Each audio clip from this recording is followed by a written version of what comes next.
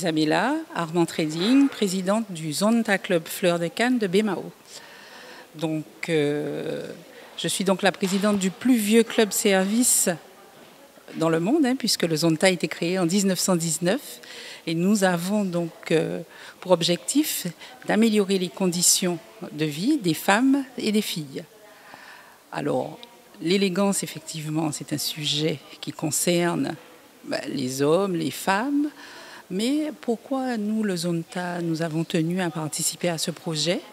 Parce que pour nous, c'est une façon de mettre en avant les femmes qui sont autonomes par leur activité, aussi bien dans la mode et dans la culture. Nous aurons donc 2 manifestations. Nous serons donc sur une conférence débat autour du code vestimentaire des fins d'année, dans le cadre du mois du créole en octobre. Et nous aurons également aussi une soirée prestige au mois de novembre dans le cadre de la Route du Rhum, toujours autour de l'élégance.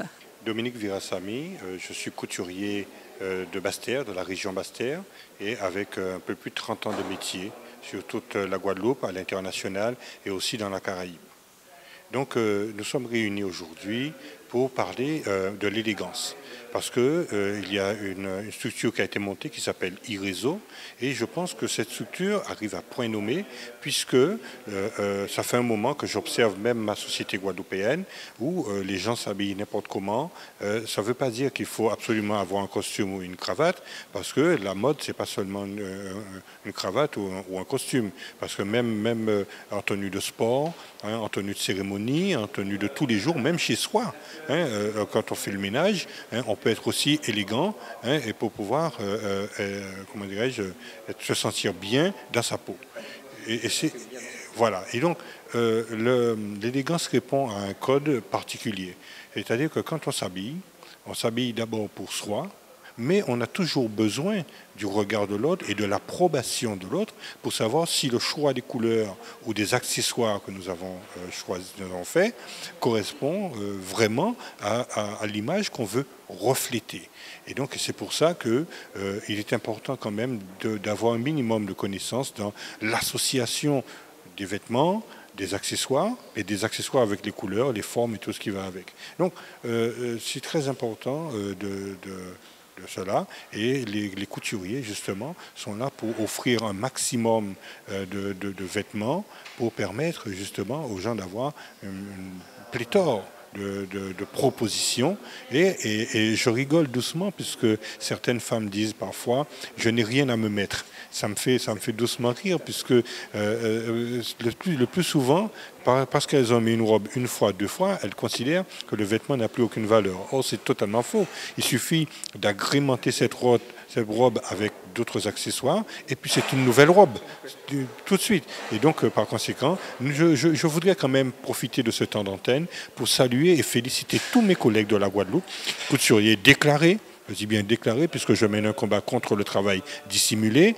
Et donc, c'est très important de saluer tous mes collègues déclarés qui font un travail énorme et qui ont revisité la robe créole, par exemple, qui est moins compliquée par rapport à avant. Et puis, je regarde les coiffes créoles que certaines femmes mettent aujourd'hui. Et puis, il y a aussi cette fascination que j'ai aujourd'hui pour le mélange des tissus africains dans la robe aujourd'hui, qui donne le ton de notre origine, qui nous dit vous sortez de tel endroit. Mais il n'y a pas l'élégance que pour l'homme, que pour la femme.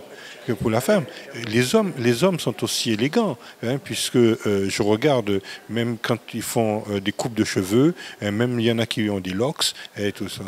Et donc, il y en a qui font la barbe, qui font une décoration dans la barbe et tout. Et j'observe aussi que même nos élus, aujourd'hui, dans leurs rendez-vous locaux, commencent à mettre des vêtements avec une connotation africaine.